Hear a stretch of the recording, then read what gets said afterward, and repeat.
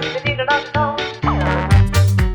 hello. Welcome back to New York Talk with Elyse DeLucci, episode 137. Yes, I had to change the name for legal reasons. We were Crazy Effing Mommy. Now we're New York Talk.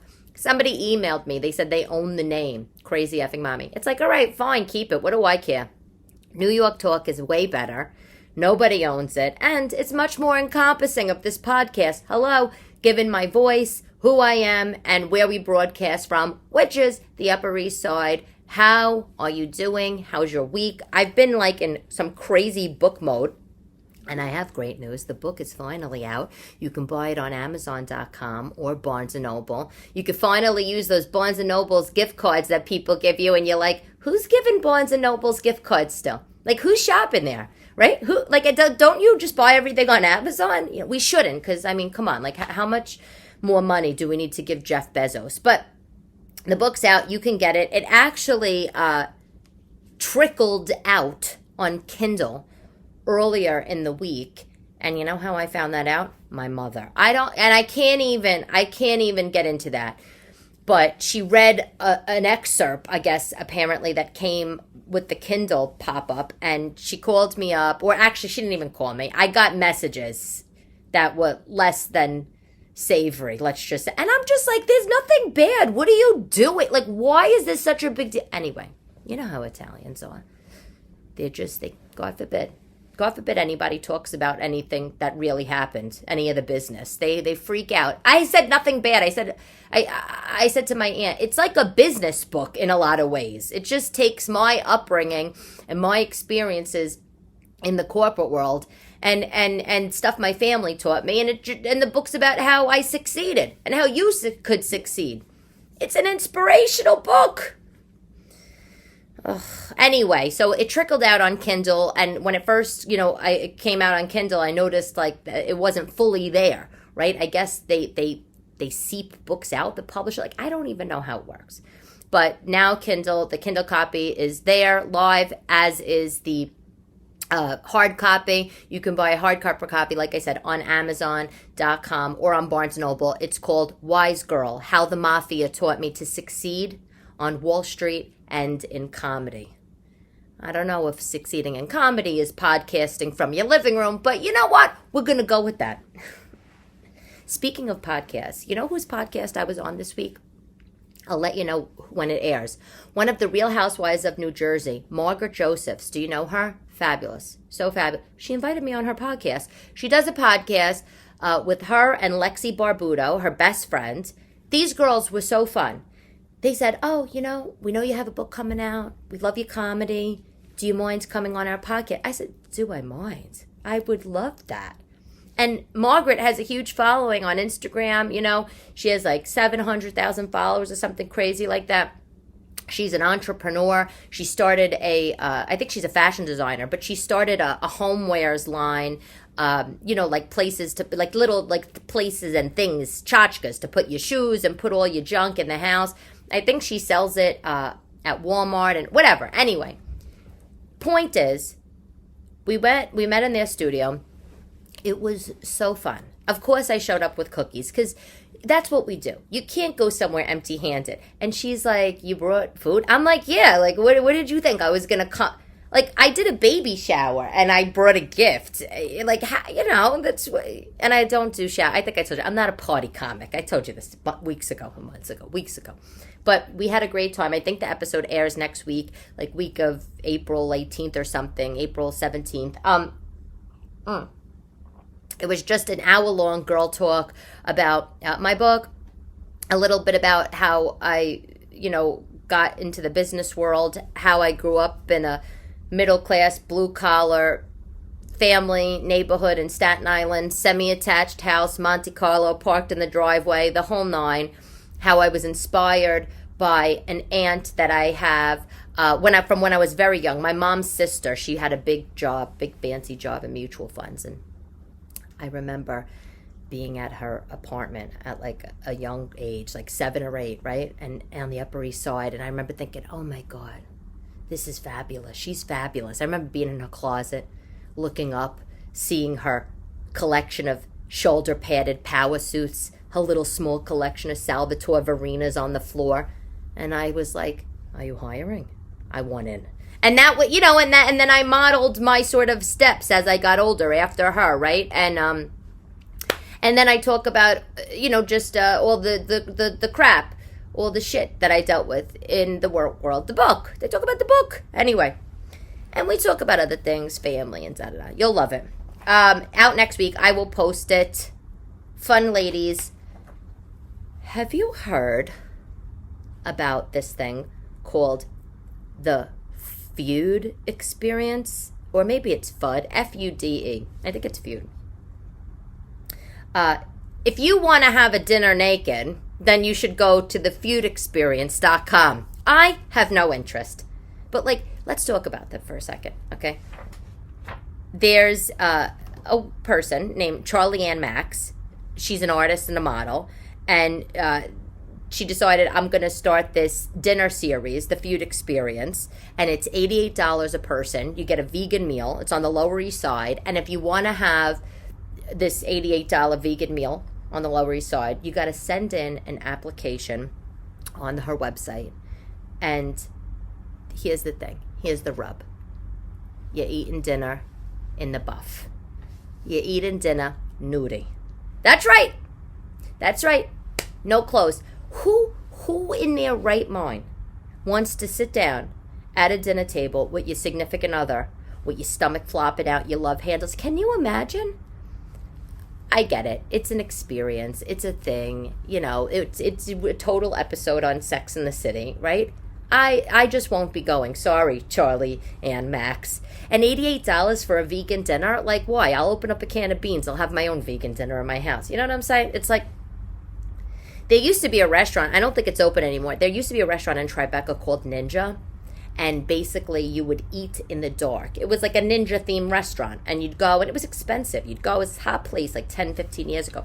You'd go, you make the reservation, and you sit in the pitch black, eat your dinner, and as you're eating, ninjas jump up at you and scare the life of God. Can you imagine? First of all, I have no interest in some of these experience dinners. Okay, I do not want a ninja scaring the shit at me. I don't want a ninja scaring the shit out of me while I'm eating a meal. Okay, I don't want to have spaghetti bolognese and having somebody scare me so bad that I have to regurgitate it in my hands. You know what I'm saying? And then the ninja, you eat in the dark. Like, okay, this is New York City.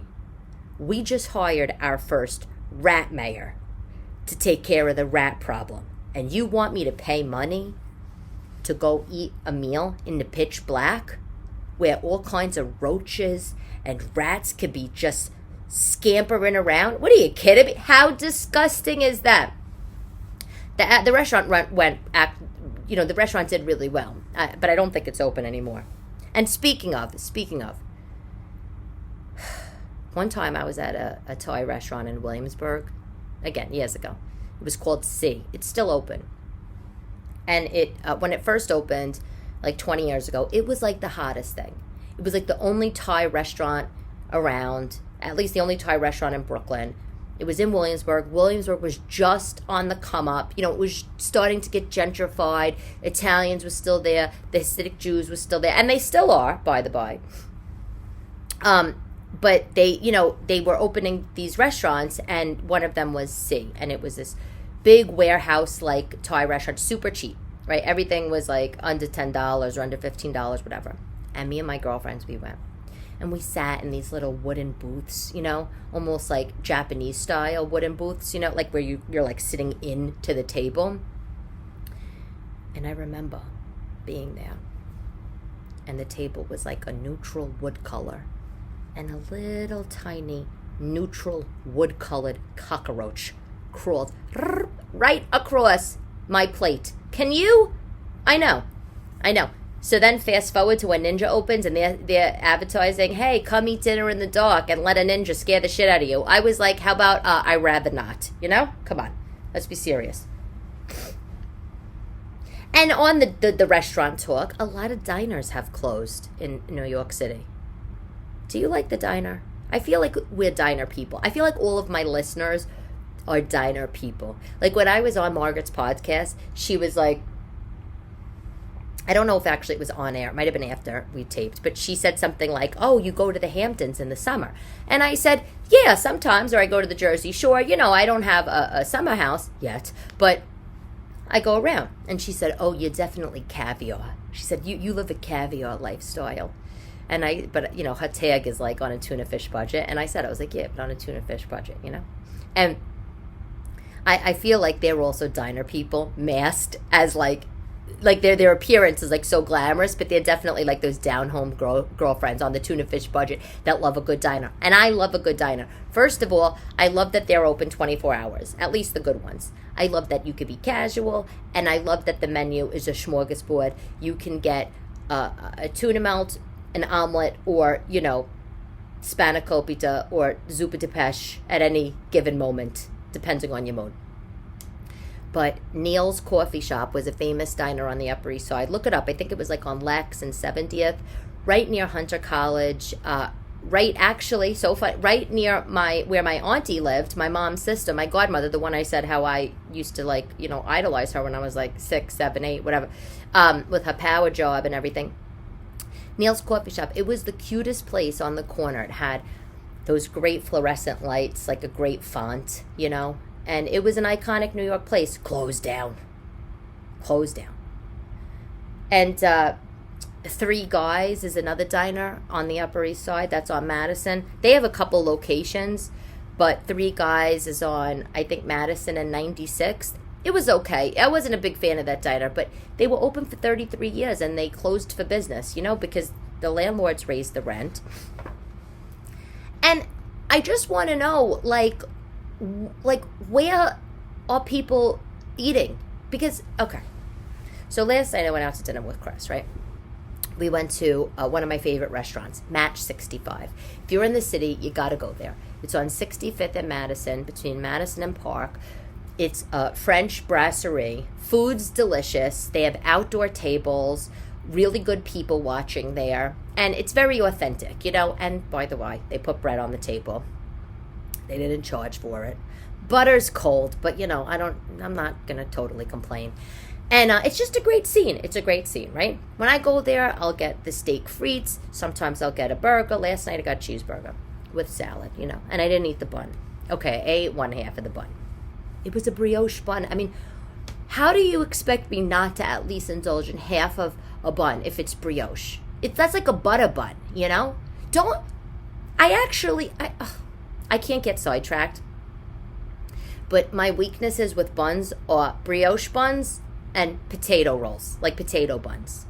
Or, oh my God, Hawaiian rolls. Have you ever went into the store and bought those Hawaiian rolls?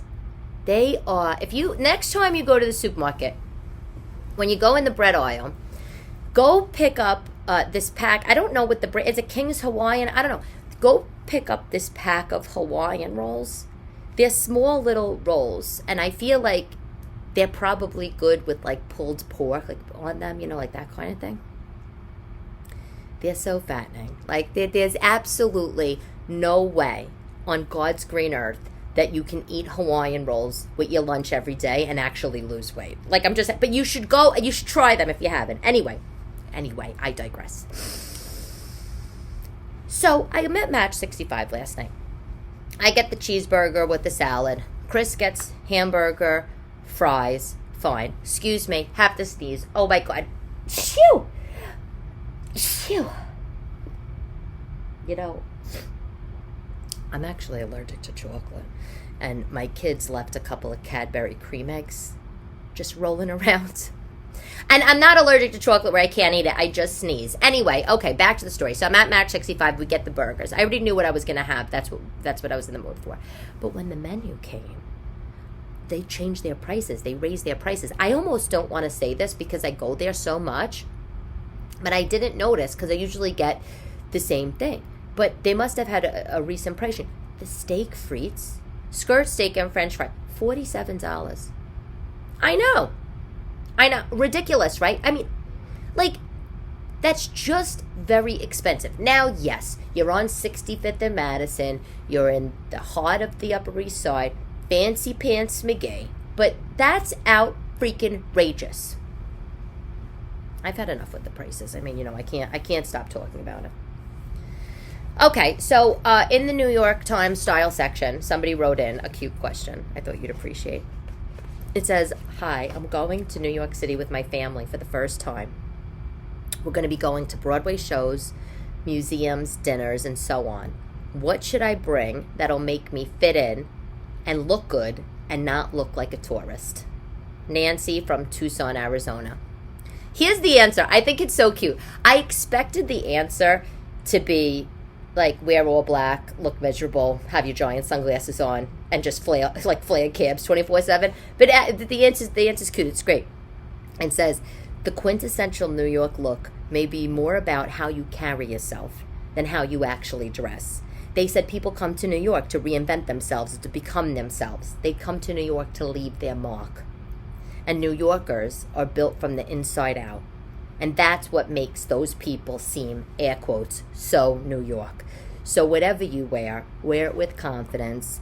Worrying that you won't fit in is the thing that's going to exactly make you not fit in." That's the advice summarized. I took out some of the lines because it went on and on, like, about styles, and who gives a shit? But isn't that the truth? If we could all of us that are listening to this podcast, if we can all go back and talk to our younger selves. It's so California, right? It's so California for me to say something like that. But you gotta do it. You gotta do that. Otherwise you're gonna go insane. So it's so Buddhist. It's so California. But anyway, no matter where we come from, where we live, whether we live in the breadbasket of America, whether you're on the East Coast like me, whatever. No matter your socioeconomic status, every single one of us has dealt with stuff in our childhood. And if you can go back and tell your younger self anything, the best thing, I think, one of the best things you could tell your younger self is just be confident. Just whatever you do it with confidence. If you give a presentation when you're a young kid, do it with confidence. If you interview with it, do it with confidence, right? If you have an outfit that you're wearing on Easter Sunday that your mother bought for you from Kids R Us, ma, like where you dress like a porcelain doll, ma, not cool at 12 years old. Wear it with confidence, and everybody, you'll start a trend. It's so true. It's so true. And on the fashion note, Mary Quant. Do you know Mary Quant, mother of the miniskirt? She just died at 93 years old. I was sad to hear that news because she's born in 1930, which is the same year my grandmother's born. And for the last 10 years, I've had like severe anxiety that my grandmother's like always gonna die. I know, it's like I've like put in my head that she's, when she was 82, I said, oh God, this is getting up there. I'm so scared she's going to die, because I was so close with her in my 20s. I mean, as life goes on, I couldn't call her on the phone every night, but like, I adore my grandmother. So when I saw Mary Quant, British woman, mother of the miniskirt, died, I was so sad. But it's so funny. I only really found out about Mary Quant a couple of years ago when I was reading an article because, you hear about all these designers and it's like, what? Like someone invented the miniskirt? Like it wasn't like, like a Balenciaga or like a, like a Versace? Like what? Like you kind of don't realize like there's so many people that don't get enough notoriety for their inventions or their successes, right? And like what I loved about Mary Quant was not only did she invent the miniskirt, she invented it out of necessity because she wanted women to have an article of clothing, like a dress or something, an article of clothing that they could move around in and be comfortable in and, do tasks in, and you could jump around in. And so she made this short skirt. And as she would go out and wear them, and by the way, she did it on her own, like, of course, because if you want anything done, do it yourself, and then you'll be successful. Don't wait for anybody else to make you successful. We all know that, right? Come on. And so she started wearing it, and people saw her, and they were like, oh, my God, I love that skirt. Make it shorter, make it shorter, make it shorter. And during the mod, fashion years, that was her thing. So we have, Chanel, Dior, and Mary Quant. You know what I'm saying?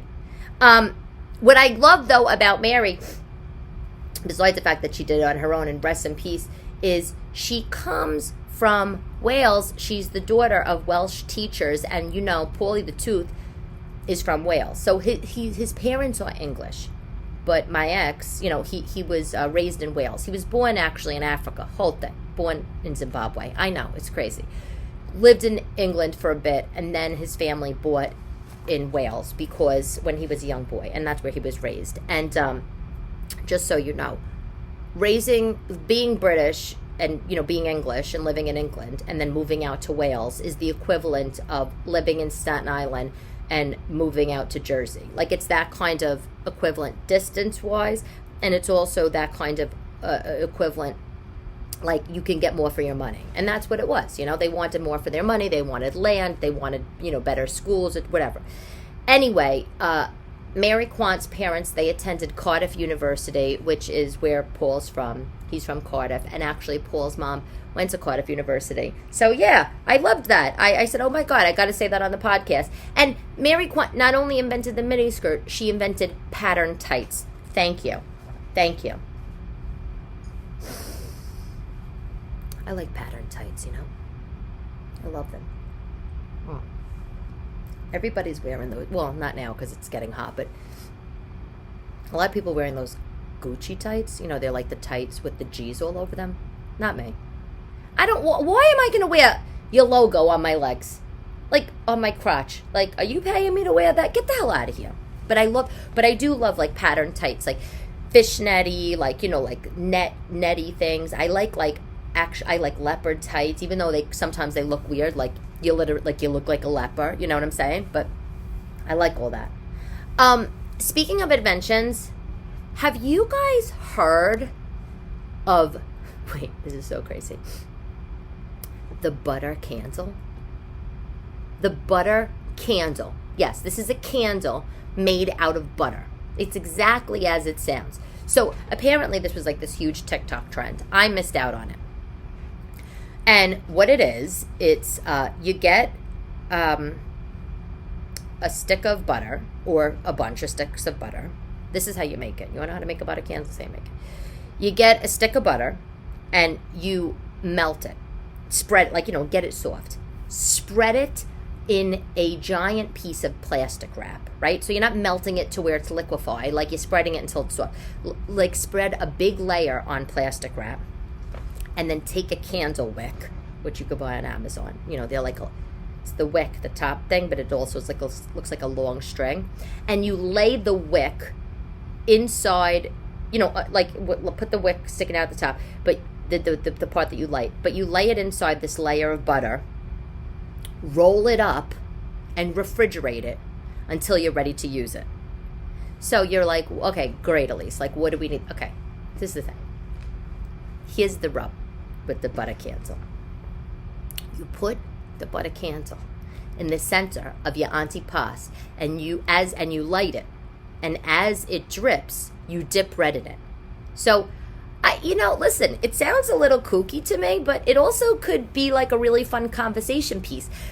So the recipe that I read for the butter candle is you could make any kind of butter candle. So I guess if I was going to do this, I would maybe do an herbed butter candle. Maybe I would put some like thyme, like roasted garlic, maybe some, I don't even know, I don't know, maybe herbes de Provence, right? Like, I'd get my, I'd get my butter, the softened butter. I'd put the herbs in. I'd smash up the roasted cloves of garlic into the butter. Mash it. Spread it, lay the wick, roll it, and then once you got this hard, big column of butter, you put it on a dish, right in a small little dish on the center of your antipasto. I don't know. It sounds a little crazy. I might try it. I don't have wicks. Do you? So I did actually look on Amazon. I was like, can I get a wick around here?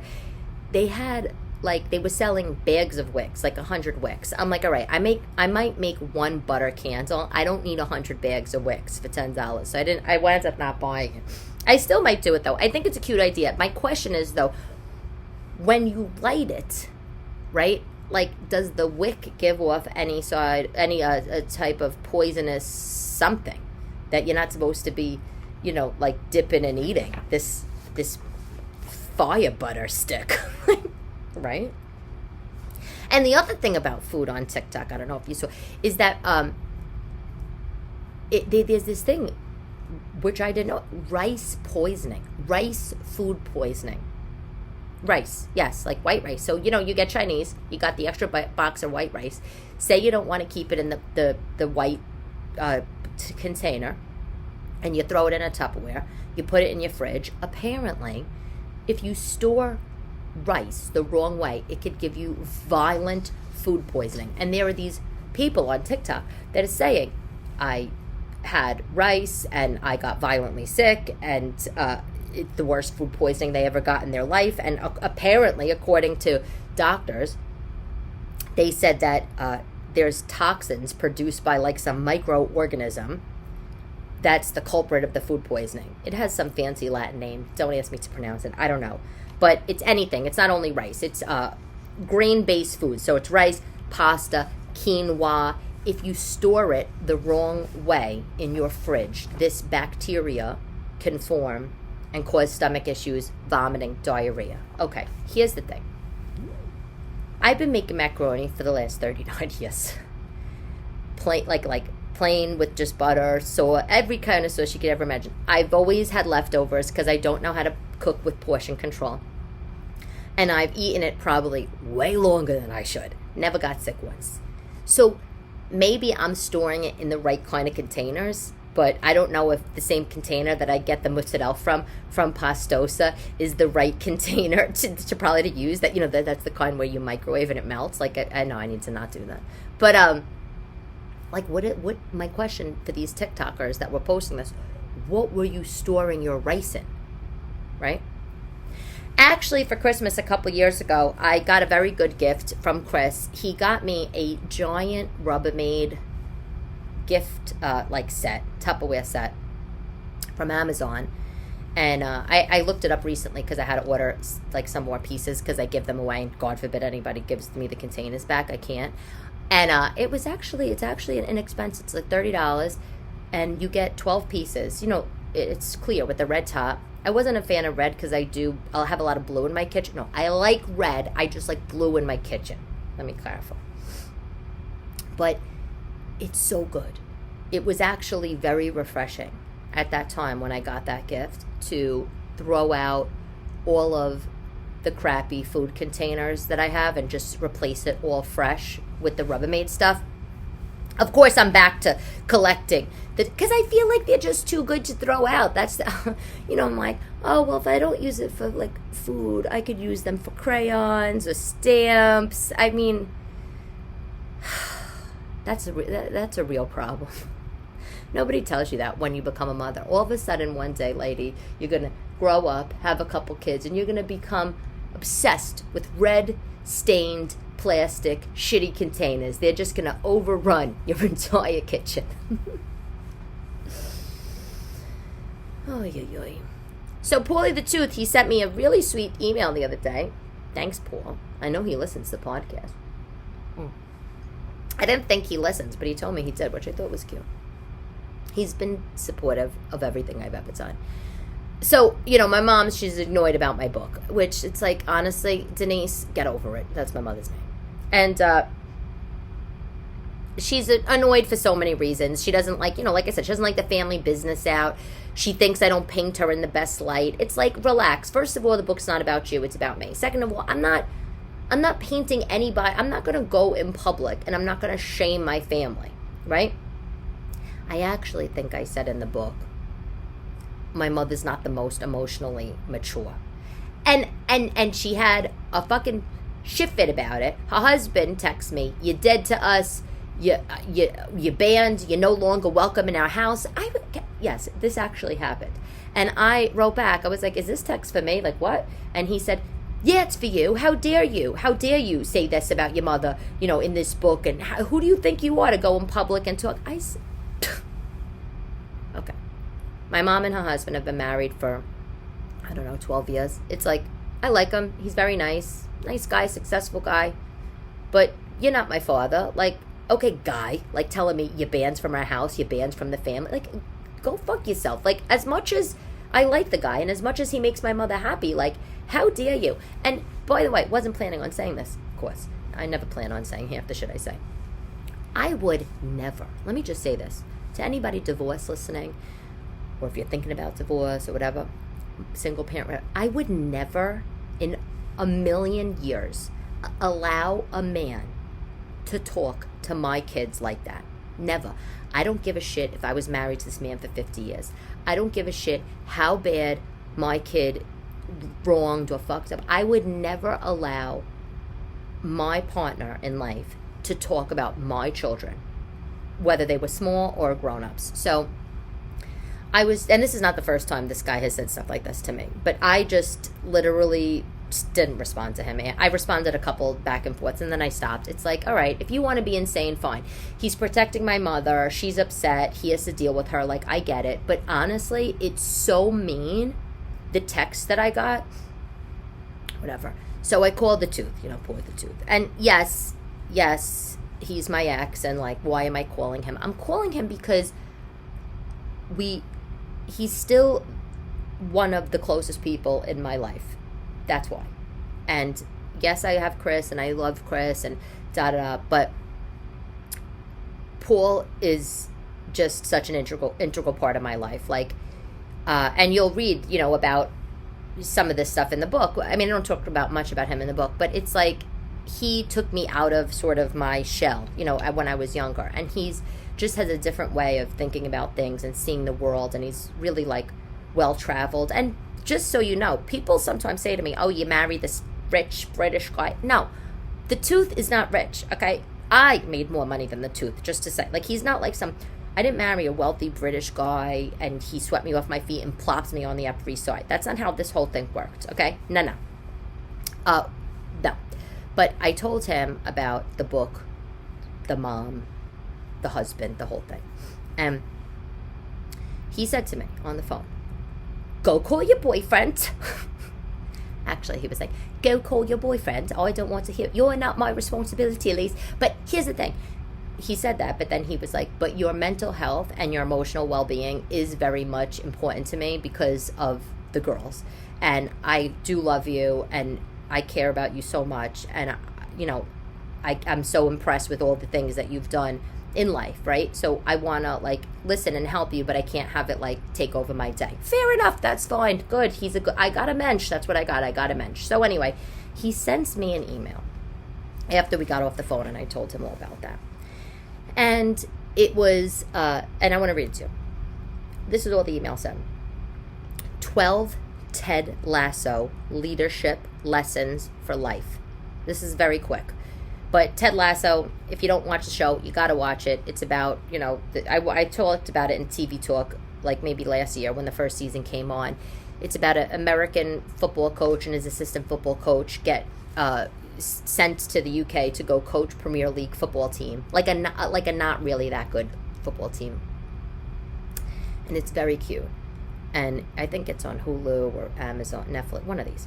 And Ted Lasso has this refreshing, you can do it, who cares, like almost like whimsical, awkward, cringy, but like lovable personality. And it's so different than the Brits, these like self-deprecating Brits. So he's such a nice character. But anyway, everybody that sees the show winds up falling in love with Ted Lasso for various reasons. So Paul sent me this, all it says, 12 Ted Lasso leadership life lessons. Number 1, believe in yourself. Number 2, do the right thing.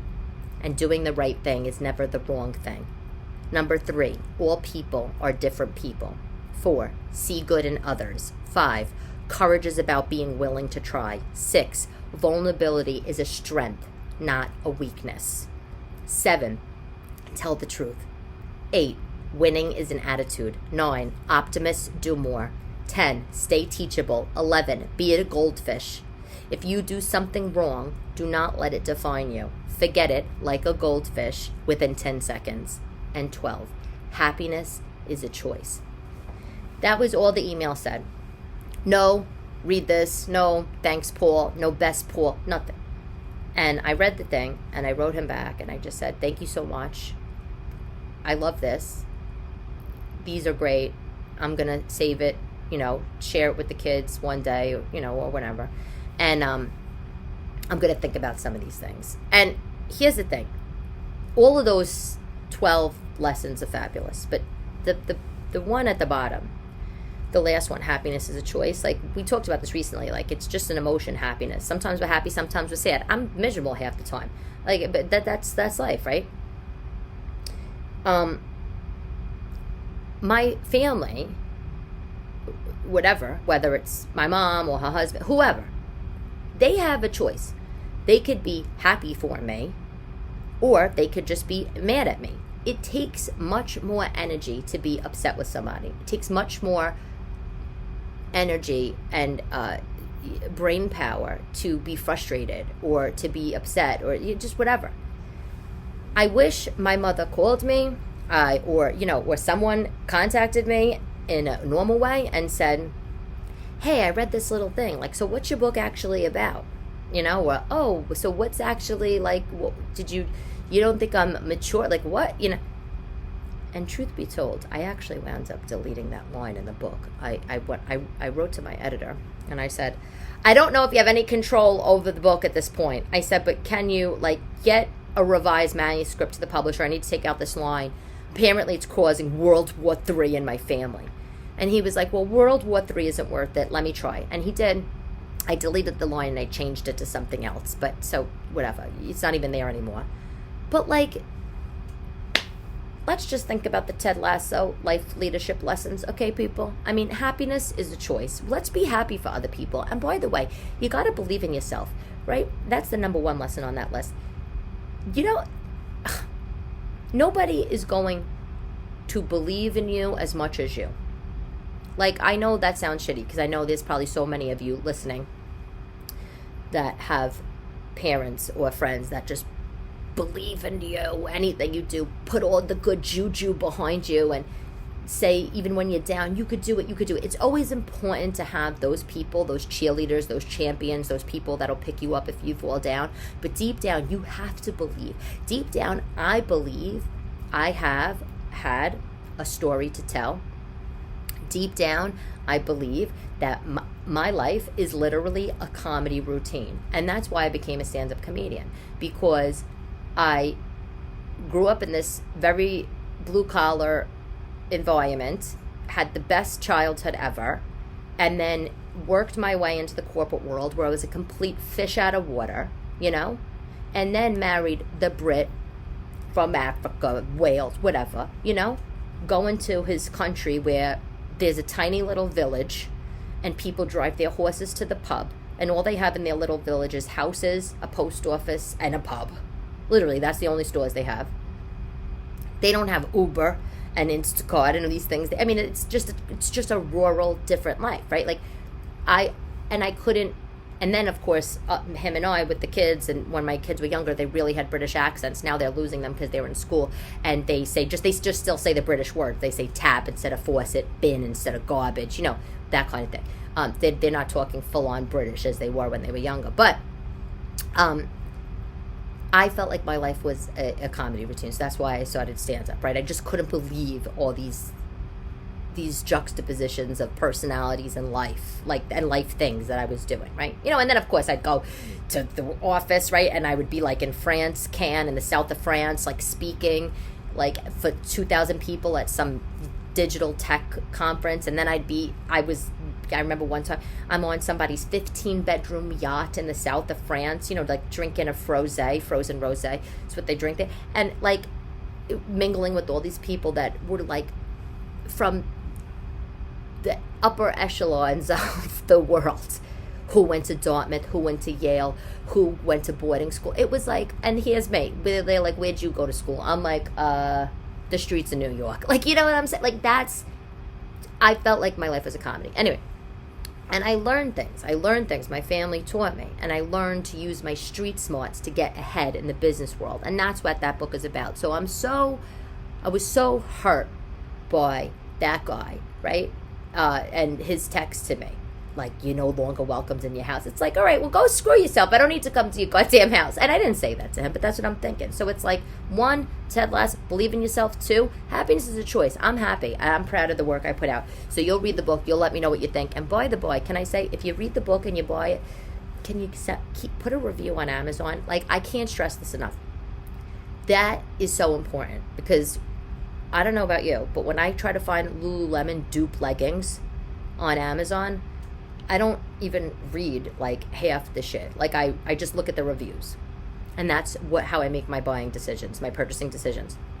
But when you do go on Amazon, you will see the real reviews of the book. Like when I say real reviews, I mean the reviews that are printed on the back cover.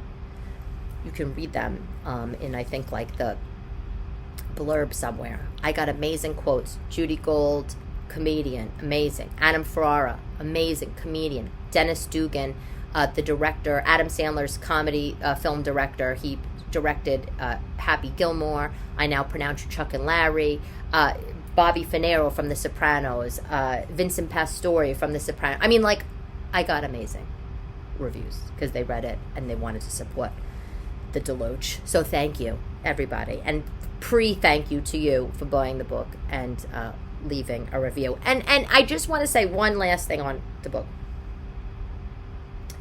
The book is for sale on Amazon for $25.99, and that price annoyed me. And I want to tell you why.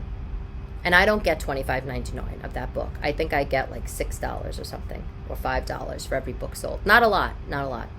You're not in, when you write a book, unless you're a bestseller, which would be the goal, and I would be so fortunate to have, right?